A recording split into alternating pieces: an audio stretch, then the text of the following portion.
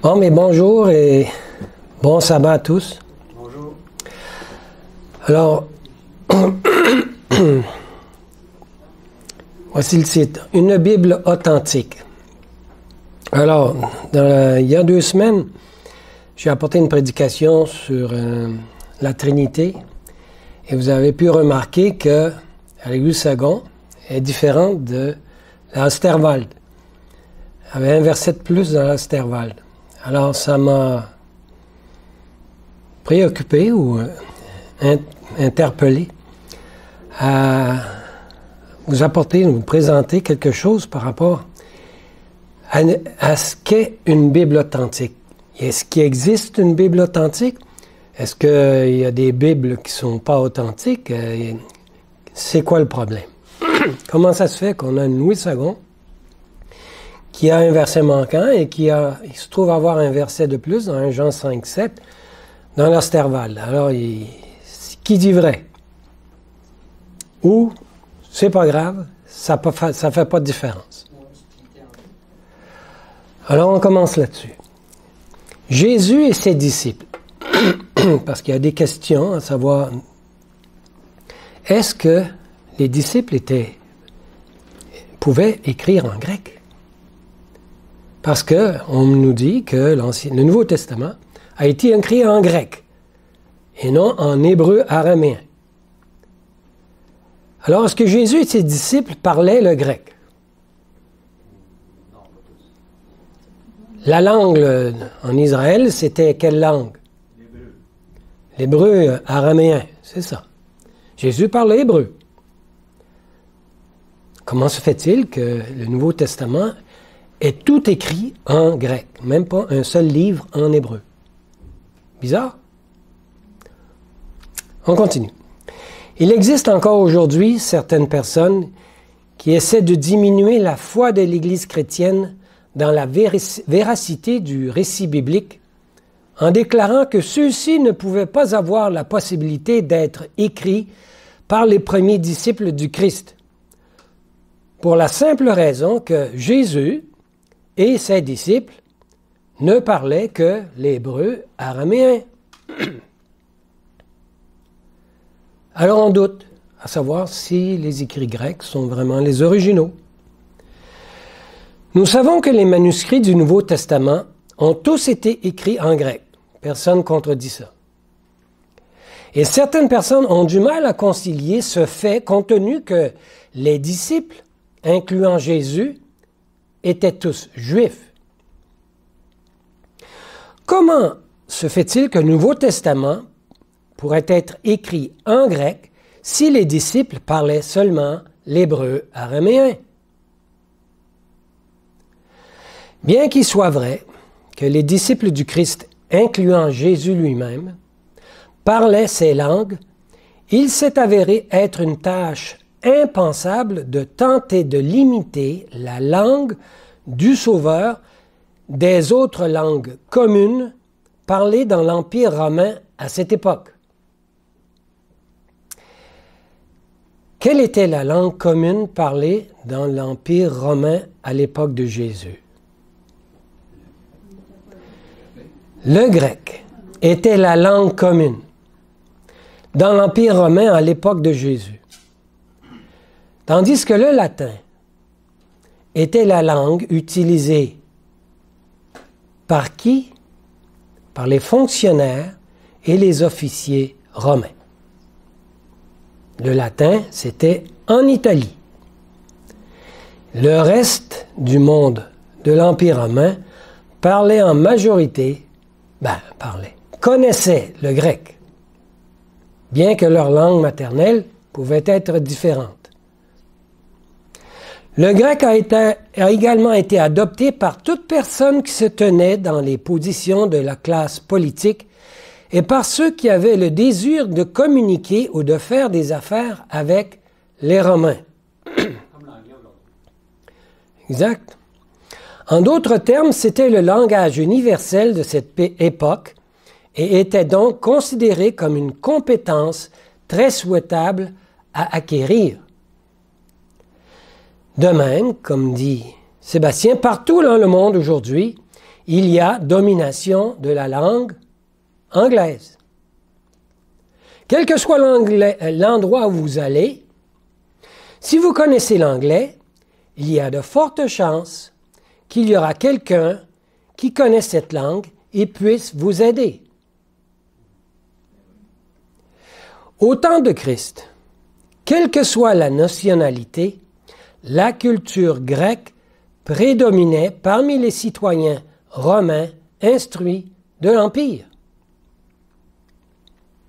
Le grec était devenu une langue partagée autour de la Méditerranée orientale, du côté d'Est, et d'Asie mineure, au nord-est, comme une conséquence des conquêtes de qui? Alexandre le Grand. Les gouverneurs romains, comme Pilate, parlaient grec durant leurs activités quotidiennes. Il est fort probable que Jésus utilisait lui aussi le grec, langue qui sera ensuite adoptée par les évangiles et par Paul même pour une communication plus universelle. Quelle langue Jésus parlait-il avec les non-juifs? Et lors de son procès avec Pilate? On voit ça. La réponse est le grec.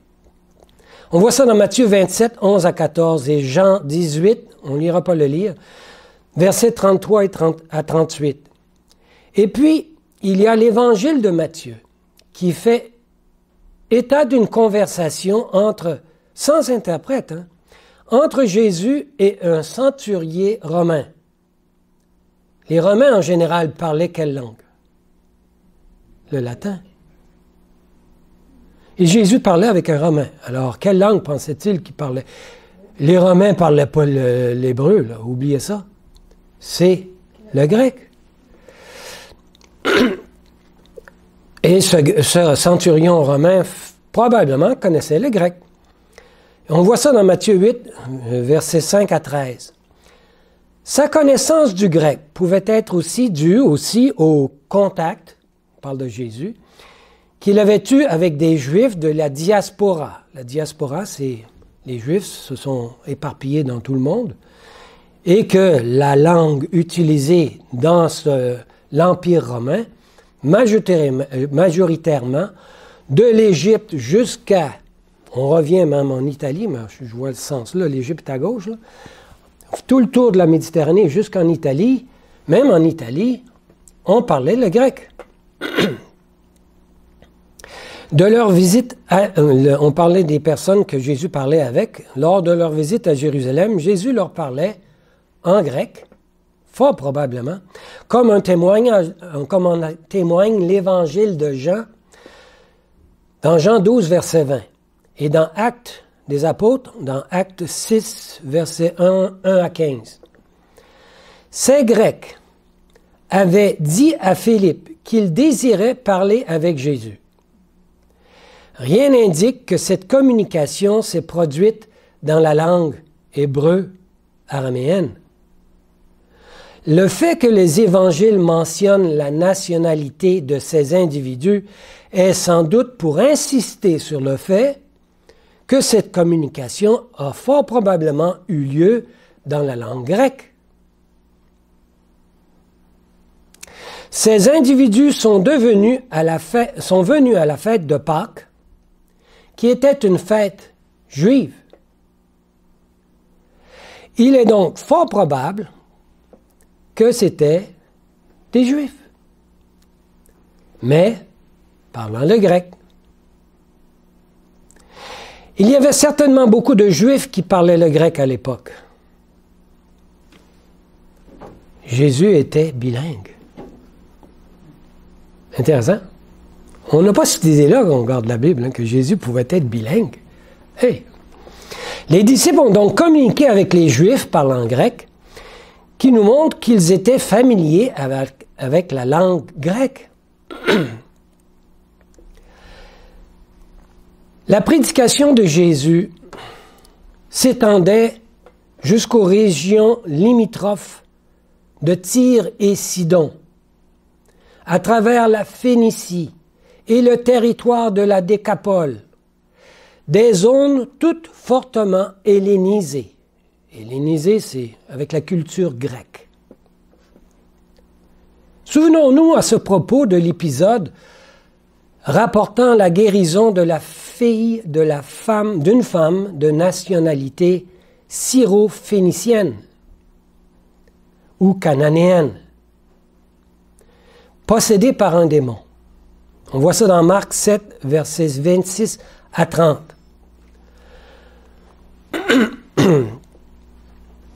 Le signe qui a été placé sur la tête de Jésus, alors qu'il était cloué sur la croix, était écrit en 3 langues. On voit clairement que la première ligne, c'est en hébreu. Les 2 secondes sont en grec. Et la 3e, la 4e, on voit clairement ici, Jesus Nazareanus Rex, c'est roi, en latin. C'est quoi le dernier mot? Je ne sais pas comment on peut le dire ça, là. Ça finit par Yves, quelque chose comme ça, en tout cas, je ne sais pas. C'est le roi de Juifs. Roi, peut-être, ça veut dire juif. Ouais. Jésus, Nazaréen, roi des Juifs. Possiblement comme ça. Alors, c'était les 3 langues, mais peu de personnes parlaient le latin, mais c'était le langage des conquérants. Mais le langage plus commun, c'était le grec. Et on était dans un pays israélien, on a bien écrit en hébreu. On voit ça dans Jean 19, versets 19 à 20. Lisons ça. Pilate fit aussi un écriteau et le plaça sur la croix. Et on y avait écrit « Jésus de Nazareth, roi des Juifs ». Plusieurs donc des Juifs lurent cet écriteau parce que le lieu où Jésus était crucifié était près de la ville et qu'il était écrit en hébreu, en grec et en latin. Paul connaissait le grec et a communiqué dans la langue grecque. On voit ça dans Actes 21, 37. Comme Paul était sur le point d'entrer dans la forteresse, il dit au tribun, « M'est-il permis de te dire quelque chose? » Et celui-ci répondit, « Quoi? Tu sais donc le grec? » Alors on voit bien que Paul s'était entretenu avec le tribun en grec. Paul a dû faire cette requête en grec au tribun. Et je crois que Paul était même trilingue. Parce que Paul, quand il a fini son ministère, il était où? À Rome. Et on parlait quoi en Rome? Quelle langue? C'était le latin. Et plein de monde venait dans sa maison. C'était des Italiens. En tout cas, des Romains dans le temps, mais en Italie. Probablement que Paul devait aussi connaître, un peu comme moi, je me sens un peu comme Paul. Je suis bilingue, j'apprends l'anglais parce que c'est une langue commune, mais je suis français, j'ai été né au Québec, et que je commence à m'habituer à une autre langue, l'espagnol, le latin. Alors, je me sens un peu comme Paul aussi. Le tribun s'attendait apparemment à ce que son prisonnier parle hébreu, c'est-à-dire l'araméen, et a été surpris d'entendre Paul parler le grec. La plus grande évidence que les évangiles ont été écrits en grec est le texte suivant. Marc 15, verset 34. Et à la 9e heure, Jésus s'écria d'une voix forte, « Eloi, Eloi, lama sabachthani » c'est-à-dire, « Mon Dieu, pourquoi m'as-tu abandonné » Si le Nouveau Testament aurait été écrit en hébreu, aurait-il fallu y faire une traduction? Mais non. Alors, il n'aurait pas été nécessaire de traduire ce que Jésus a dit si le texte était déjà écrit en langue hébraïque ou araméen. Alors, il n'est pas donc pas surprenant que les disciples de Jésus pouvaient parler le grec. Lisons Actes 2, versets 4 à 12. Comment se fait-il que ces gens qui étaient des pécheurs, des hommes illettrés, pouvaient connaître une langue étrangère et pouvoir communiquer dans cette langue-là? Lisons ça. Et ils furent tous remplis du Saint-Esprit. Et ils commencèrent à parler les langues étrangères, selon que l'Esprit les faisait parler. Or, il y avait en séjour à Jérusalem des Juifs, hommes pieux, de toutes les nations qui sont sous le ciel. Et ce bruit ayant eu lieu, il s'assembla une multitude qui fut confondue de ce que chacun les entendait parler dans sa propre langue. On continue. Ils en étaient tous hors d'eux-mêmes, et dans l'admiration, se disant les uns les autres, ces gens-là qui parlent, ne sont-ils pas tous Galiléens, pas instruits? Comment donc les entendons-nous chacun dans sa propre langue du pays où nous sommes nés?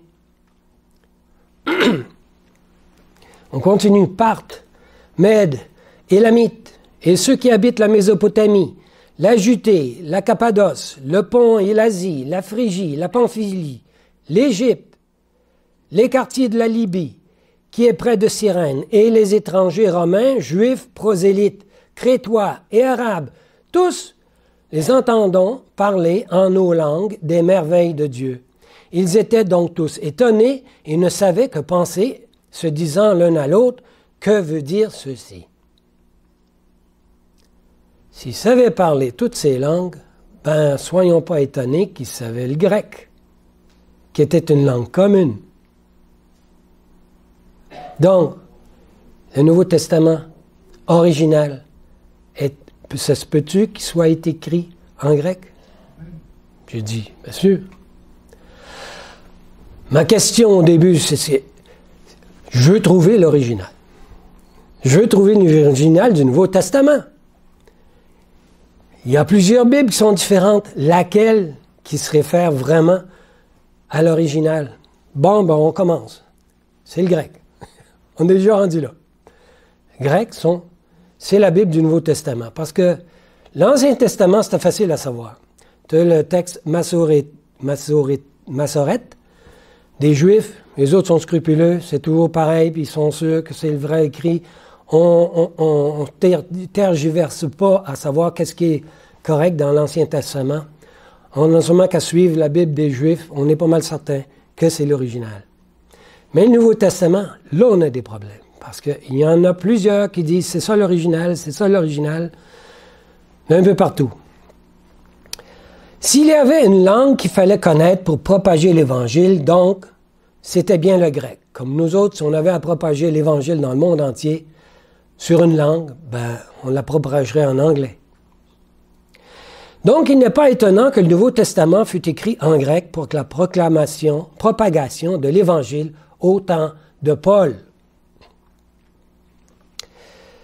Maintenant, aujourd'hui, les spécialistes de la critique textuelle identifient 4 grands types de familles ou familles de textes du Nouveau Testament. L'alexandrin. Ça, c'est où, ça? En Égypte.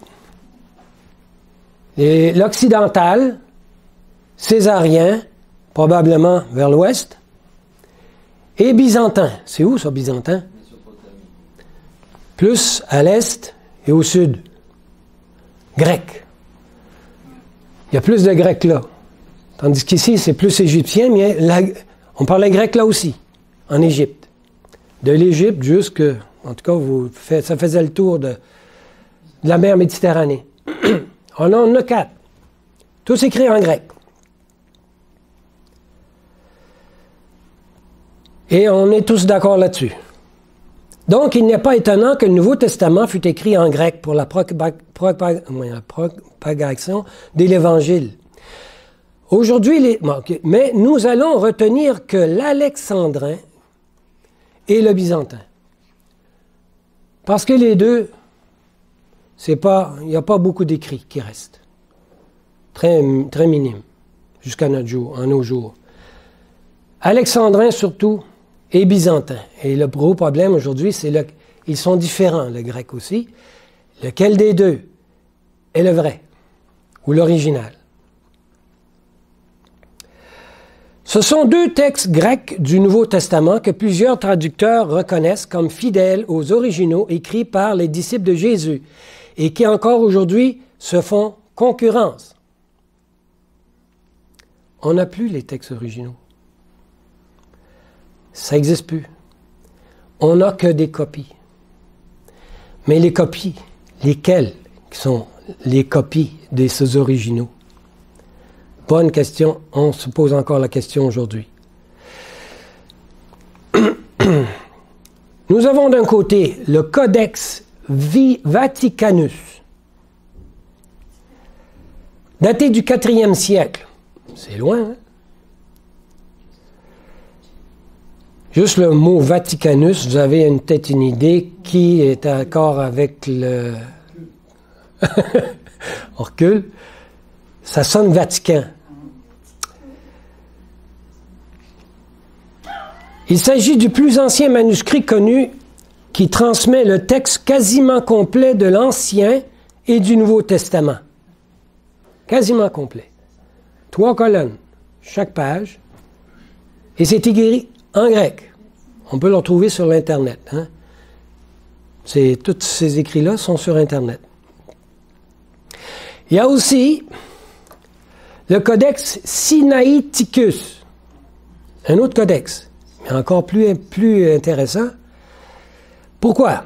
Il contient des parties du texte de la Septante, de l'Ancien Testament, encore des parties, mais il contient la totalité du Nouveau Testament. Ah, il n'y a pas de livre manquant, lui. L'autre, il y avait quelques livres qui manquent.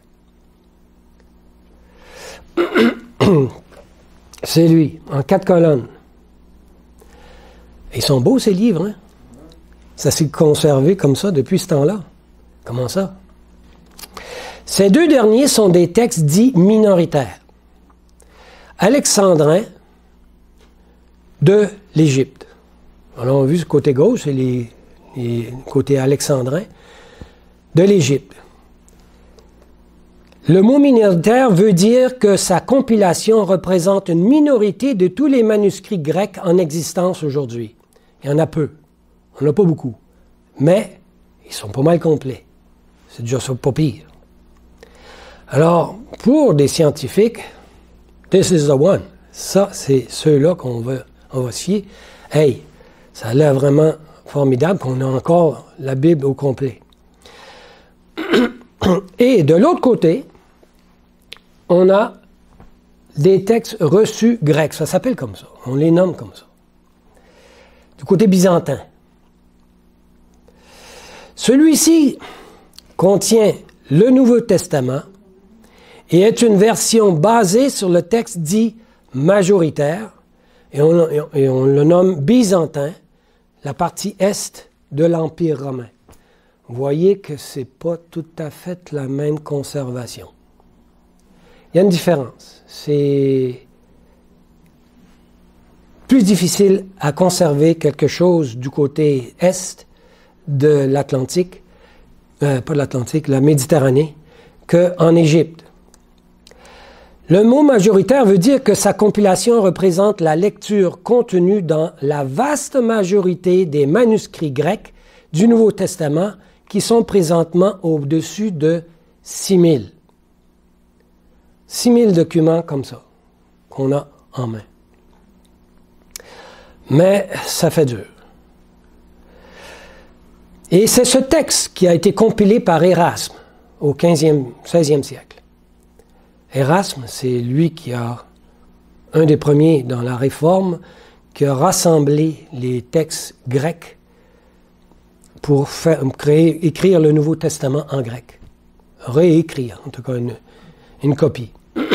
Il a été utilisé, sa copie, par les réformateurs et les protestants jusqu'au début du 20e siècle. Tous les trois sont des manuscrits écrits en grec. Vaticanus, Sinaiticus, ou en tout cas Ticus, et les textes reçus sont tous des textes écrits en grec. Remarquez que les deux premiers sont mieux conservés. Pourquoi? Parce qu'ils viennent de l'Égypte. Ils ont été gardés en Égypte, un endroit plus sec, donc plus favorable à la conservation. La plupart des Bibles modernes ont été reconstruites à partir de ces deux anciens manuscrits, à savoir le Codex Vaticanus et le Codex Sinaiticus. Ces manuscrits ont été préservés par l'érudition et la science de l'homme dont les savants déterminent quelle est la parole de Dieu pour nous aujourd'hui. C'est eux qui décident. Notez bien qu'il est écrit que toute écriture est divinement inspirée. Et non que tous les traducteurs sont divinement inspirés. C'est pas pareil. Il y a même des personnes qui sont tellement zélées qu'on va écrire une Bible, pas littérale, mais dans le sens que ce que ça veut dire, dans les mots faciles de tous les jours. Mais ils l'écrivent selon leur sens à eux, de ce qu'ils comprennent, de ce qu'ils ont lu littéralement. Possible erreur. Est-ce qu'ils ont été écrits par quelqu'un converti? Quelqu'un de non converti? C'est difficile. Il est écrit par un catholique, un protestant. La perception de ce qui est écrit, l'original, peut vraiment être altérée selon l'éducation ou la compréhension dont on peut avoir dans le texte original. Il y a un danger. Il y en a quelques-uns qui choisissent telle traduction, par exemple, il y en a du monde qui ont peut-être 10, 20 Bibles en français. Ben, le texte-là, c'est celui-là que je préfère. Après ça, on saute sur un autre, c'est celui-là que je préfère. Finalement, on choisit les textes selon notre convenance. Mais est-ce que c'est vraiment la bonne manière de lire la Bible? Contrairement à cette manière d'agir, je crois qu'il est plus important de connaître la traduction qui se rapproche le plus de l'idée que l'écrivain du texte original veut apporter. Alors c'est pour ça qu'au début, quand j'ai commencé à lire les Bibles, à m'acheter des Bibles, j'ai pris la Darby. Parce qu'on disait, c'est du littéral, ça. Mot à mot, presque. Ah, c'est intéressant. Mais j'ai appris dernièrement que la Darby n'est pas si littérale que ça. En tout cas, elle choisit quel texte prendre. Le texte du Sinaiticus ou le texte du texte reçu? Posons-nous la question. La Bible second, quand je parle de Bible moderne, je parle de Bible suivante. Il y a la Bible second, qui représente la première Bible moderne, en français. Ah, moderne, en tout cas. Aujourd'hui, qui est la plus, en tout cas, répandue, si on peut dire. On a la Darby, la Colombe, la Nouvelle Bible second, la Bible second 21, la Nouvelle Édition de Genève, la Bible synodale, la Bible du Sommeur, la Bible français courant, la Bible traduction écuménique de la Bible, la Tob, la Bible de Jérusalem, la Bible Crampon, la Bible des moines de Maretsu, et toutes ces Bibles-là se réfèrent majoritairement au Sinaiticus ou le Vaticanus. Ils prennent cela comme Bible originale. Et de l'autre côté, nous avons des Bibles surnommées authentiques qui sont des traductions à partir du texte reçu. Et en voici la liste. La Bible Olivetan, 1535. Cette Bible est la première Bible en français à partir de la Bible des Vaudois. 1532, ils se sont réunis avec les Vaudois, les Français, avec Calvin et les réformateurs. On dit, vous avez la Bible originale. On veut traduire ça en une langue. Et on ne l'a pas traduit en allemand, pas encore. On a utilisé les Erasmes, la Bible Erasme du Nouveau Testament pour faire celle qui est en allemand.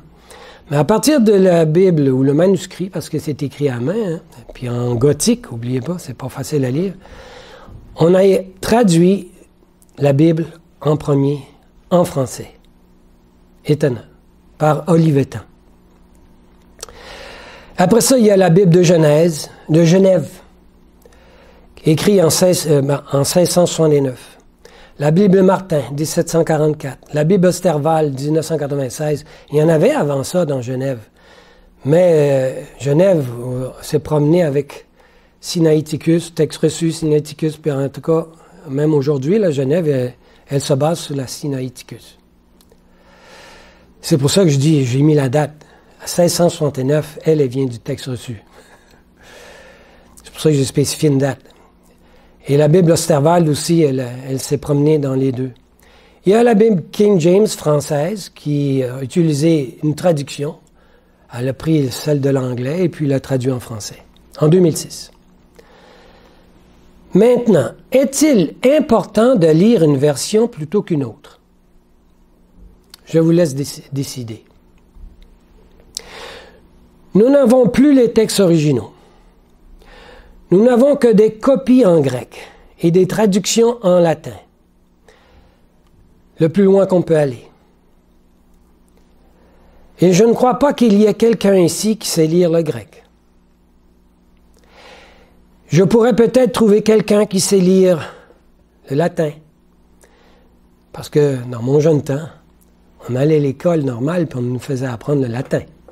C'est vrai, ça? Pauvre toi. Parle pour tout. Ouais. Je suis arrivé au moment où ça splittait. Hein, juste avant moi, là, on y allait encore. Si on voulait devenir professeur ou on voulait aller à l'université, il fallait passer par l'école normale. Les Anglais, lors de la construction de la King James, avaient en main 6 Bibles des Vaudois. Et ces Bibles étaient des manuscrits, puis écrits en gothique. Si vous pouvez aller sur Internet, essayer de lire ce... Même Olivetan l'a écrit en français, en vieux français, mais écrit en gothique. Et le gothique, c'est pas facile à avoir un R puis un T, la différence. C'est écrit tellement...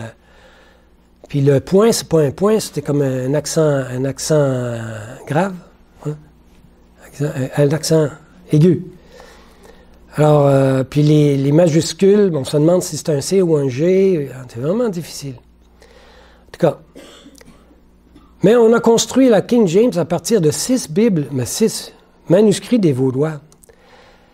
Et j'ai confiance en la King James, parce qu'il y a vraiment un travail formidable là-dessus. Et sachez que la King James, a été pendant 300 ans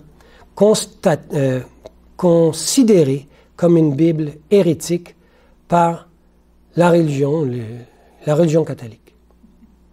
Et elle a utilisé les textes reçus pour écrire, pour se fonder la King James.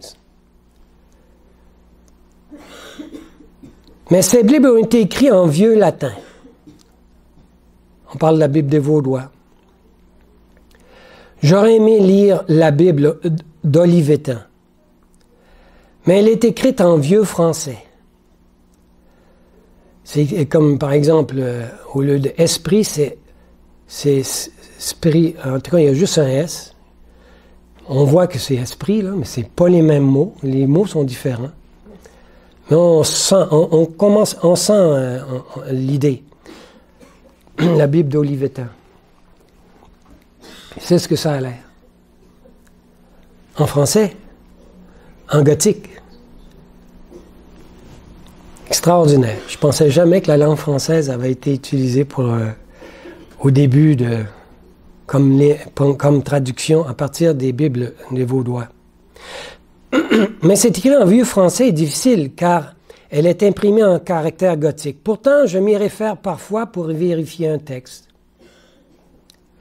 De plus, il est difficile. Alors, c'est là que j'ai vérifié un Jean 5, 7. Il était là, c'était-tu dans cette Bible-là? Eh oui. Dans le texte reçu, on retrouve le 1 Jean 5, 7. Mais on ne les trouve pas dans les codex Sinaiticus et codex Vaticanus.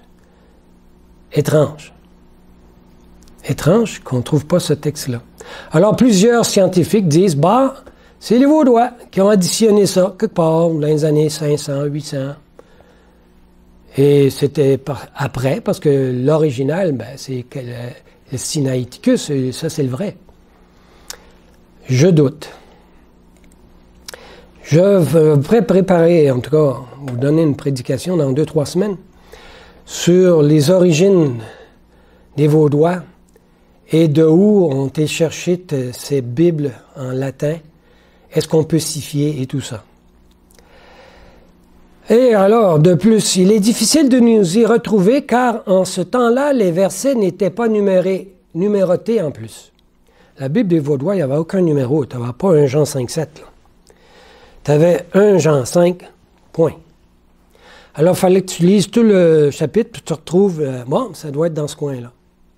Parce que c'est dans les années 1500, quelque chose, 50, que quelqu'un a décidé de mettre un numéro pour les versets. Alors, la Bible Olivetan, vous voyez qu'il n'y a pas de chiffres, c'est des commentaires ou des choses comme ça, mais il n'y a pas de chiffres. On ne peut pas se retrouver avec directement. C'est la Osterwald. En ce qui me concerne, je préfère la Bible Osterwald de 1996. Si vous voulez trouver une Bible qui est selon le texte écrit en français.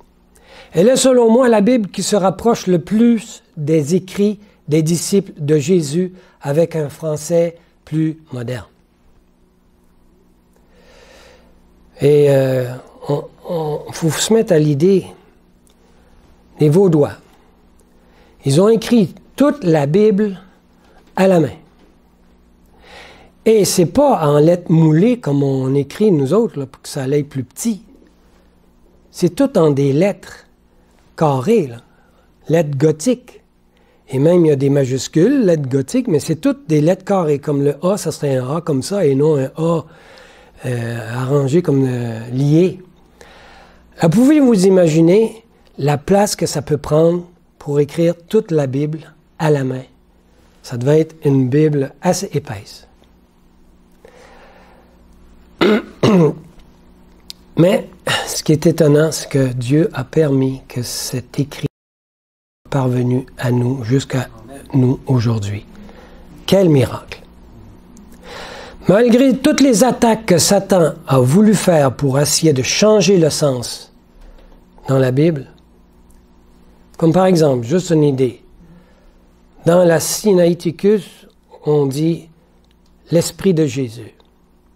Dans la grecque, le texte reçu, c'est écrit soit le Saint-Esprit ou Esprit. Il n'y a pas le mot de Jésus.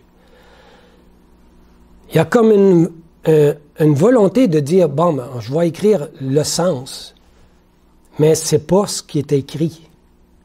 On a dit Saint-Esprit, mais pourquoi tu écris l'Esprit de Dieu ou l'Esprit de Jésus? Vous voyez qu'il y a une mentalité différente dans le byzantin, puis dans l'alexandrin et le byzantin. Alexandrin, c'est l'Égypte. A été influencé par Origène. Si on connaît l'histoire d'Origène, Origène il a même écrit une Bible en grec, mais selon sa conception, selon sa psychologie. Et ça s'est reflété dans les écrits des textes grecs du IVe siècle, lorsqu'on a écrit le Sinaiticus et le Vaticanus. Et c'est ce que je pense, qu'il y a eu une influence, parce qu'on ne croyait pas en la Trinité dans le contexte égyptien et Israël, et on monte jusqu'en Asie du Sud. On était plus dans le sens une personne en Dieu. Alors quand on arrivait pour écrire l'Esprit Saint, bon, on disait l'Esprit de Dieu, pour pas mélanger ce concept et qui, selon eux, venait de l'Italie. Et je vous laisse chercher.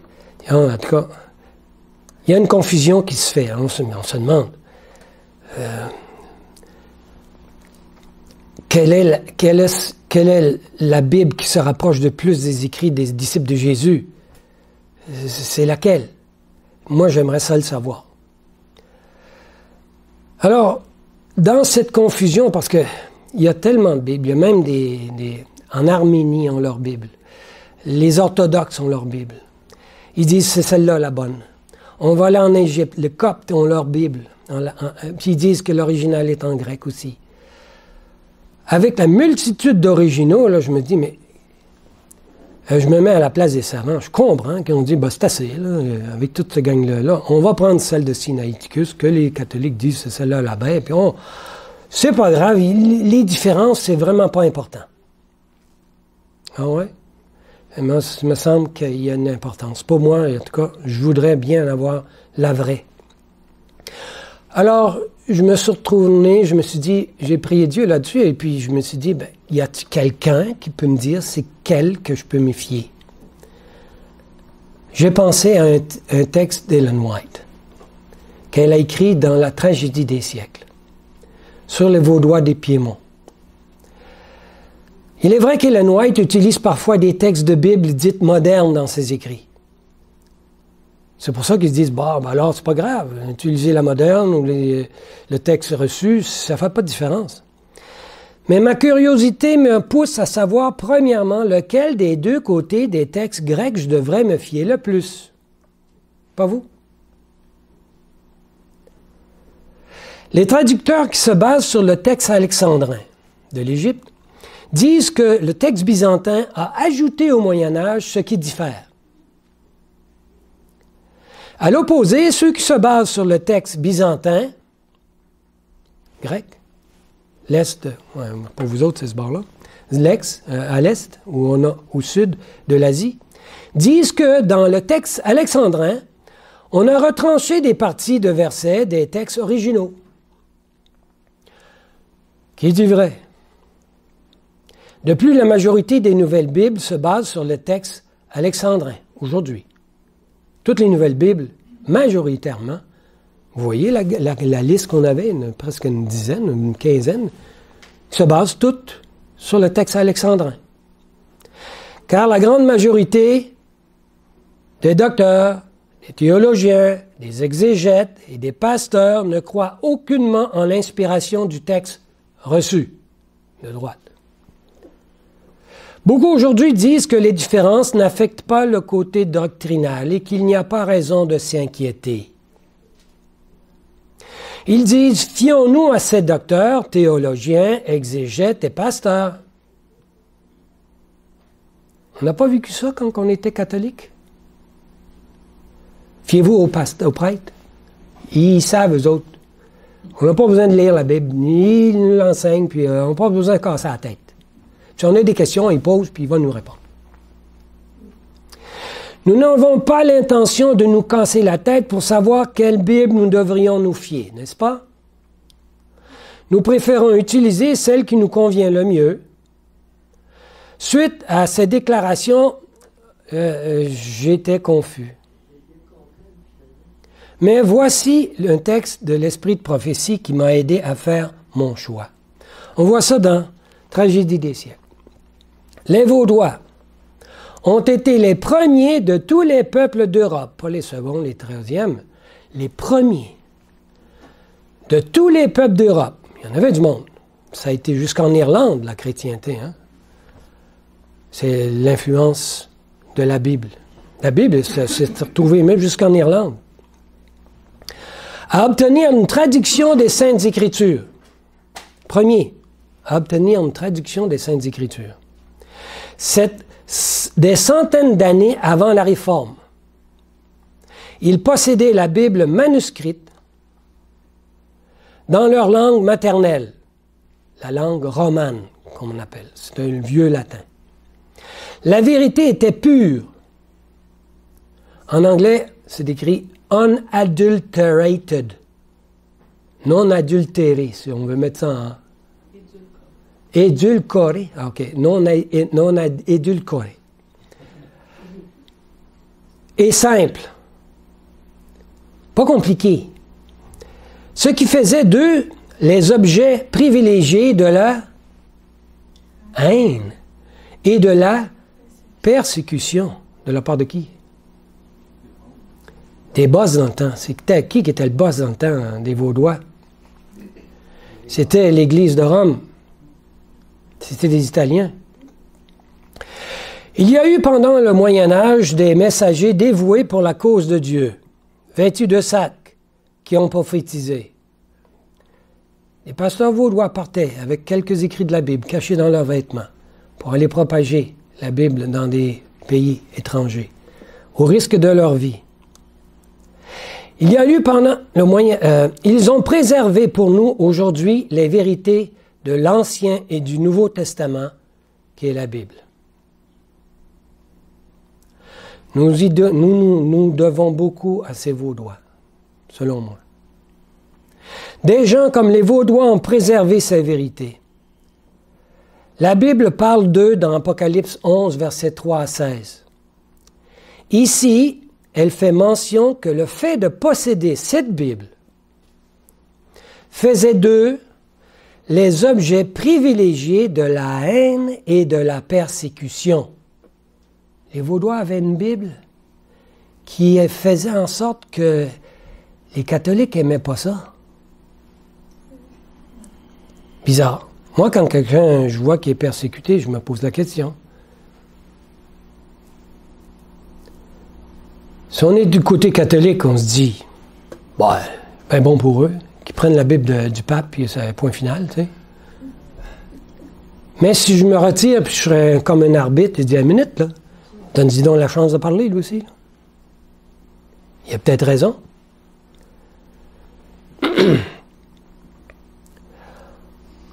On ne persécute pas ce qui n'est pas dangereux. Si la Bible des Vaudois, c'était pas un danger, je ne vois pas pourquoi on les persécutait. Si Satan savait que la Bible des Vaudois, il n'y avait pas de danger, pas de problème. Laisse-le faire. Ils sont en brume, puis ça va se perdre à un moment donné. C'est pas important. Mais c'est justement parce que c'était dangereux pour lui qu'il a émoussé, poussé des hommes à tuer, à faire périr ce peuple qui avait en main la vraie vérité. Qu'avait-il de si dangereux dans le fait d'avoir cette Bible en main? Qu'avait-il de particulier dans cette Bible qui faisait qu'il s'était venu un objet de haine et de persécution? Cette Bible était pure, authentique et simple. La vérité qui était pure, inscrite dans cet écrit-là. Parce qu'on peut modifier puis dire, ça c'est la Bible, ça c'est la Bible, puis l'écrire de la façon que tu veux, puis la traduire de la façon que tu veux. Mais moi, je veux la vraie. Pour qualifier cette Bible ainsi, c'est qu'il existait à cette époque des Bibles qui n'étaient pas authentiques. Sinon, elle n'aurait pas dit ça, Ellen White. Nous savons que cette Bible est une traduction en vieux latin du texte reçu grec. Ça, tout le monde est d'accord là-dessus. Elle était écrite à la main, d'où le nom manuscrit. Il est fort probable que les Vaudois avaient leur première Bible écrite en grec et que cette Bible provenait d'Antioche. Et que plus tard, dans les années 500, 800, ils ont décidé de la traduire dans leur langue romane, parce que pour le bien de tous, car le grec devenait peu commun en Italie. Le texte reçu fut donc préservé providentiellement de Dieu de génération en génération par les Vaudois. Psaume 12, versets 7 à 8. Les paroles de l'Éternel sont des paroles pures. C'est un argent affiné au creuset, en terre, fondu 7 fois, éprouvé. Touche pas à ça. Jésus l'a même dit. Toucher un iota. Hein? Ô toi, ô Éternel, tu les garderas. Qui c'est qui va les garder? L'Éternel. Tu nous préserveras de cette race à jamais. C'est Dieu, grâce à Dieu, que la Bible est conservée jusqu'à ce jour. La véritable, celle qui contient la vérité. Il est important de comprendre que Dieu nous a promis qu'il gardera pure sa parole. Matthieu 24, 35. Le ciel et la terre passeront, mais mes paroles, elles, ne passeront jamais. Suite à une rencontre avec Guillaume de Farel à Champforan, cette Bible fut traduite en français par Olivetan. Elle fut imprimée par Wingel près de Neuchâtel en Suisse en l'an 1535. Après cela, la King James a utilisé le texte reçu grec d'Étienne en 1550, et plusieurs Bibles des Vaudois pour leur traduction. Alors, je crois qu'il est important de savoir qu'il y a une différence entre les Bibles dites modernes et celles dites authentiques, qui utilisent le texte reçu comme base de leur traduction. Alors, je prie Dieu, prions Dieu qu'il puisse nous aider à découvrir cette différence et ainsi être mieux avertis des dangers des nouvelles versions modernes de la Bible. Amen. Amen.